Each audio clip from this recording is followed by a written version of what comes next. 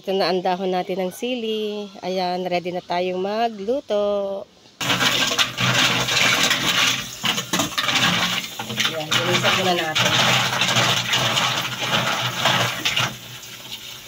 Ito yung ating gagamitin, kamatis. Ayan, ito yung ating kamatis. Sibuyas, panggisa, bawang, at ang ating luya. So, let's start na. Hiwain muna natin ang ating kamatis. Tamang panggisa lang.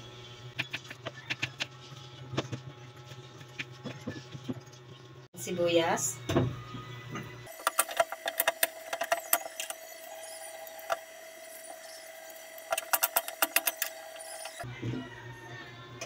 Ang ating luya. Ating bawang.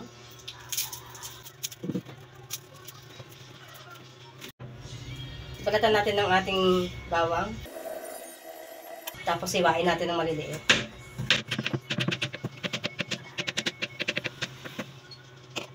Start na tayo. Unahin natin ang ating luya.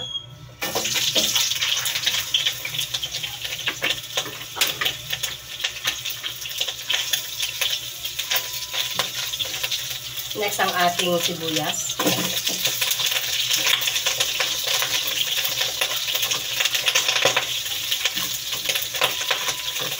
Ang ating bawang.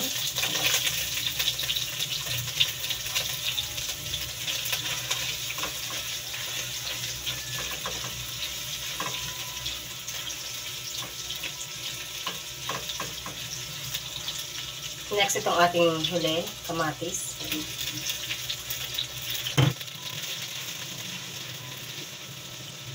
Pan lang muna natin para maluto ng maayos yung ating mga panggisa.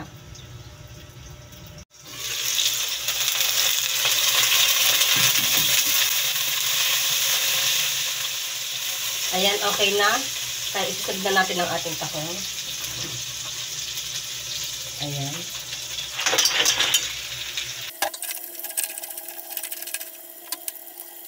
Lagyan na natin ng paminta.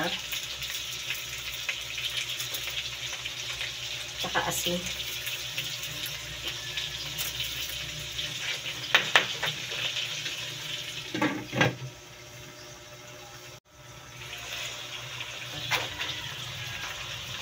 Mag-add na tayo ng water. Ito naman ay depende sa dami ng tubig na gusto nyo. Ayan.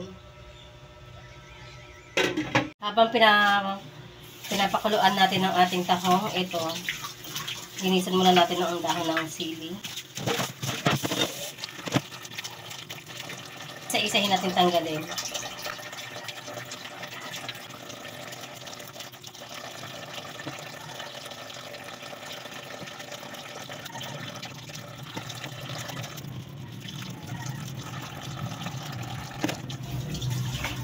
Ibabad lang muna natin sa tubig para sigurado natin lalong malinis kahit galing siya sa ating tanim.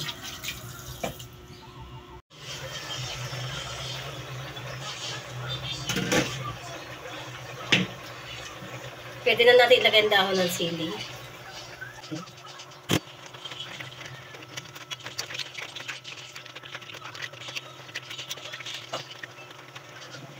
Ilagay na rin natin ang ating siling green. Ayan.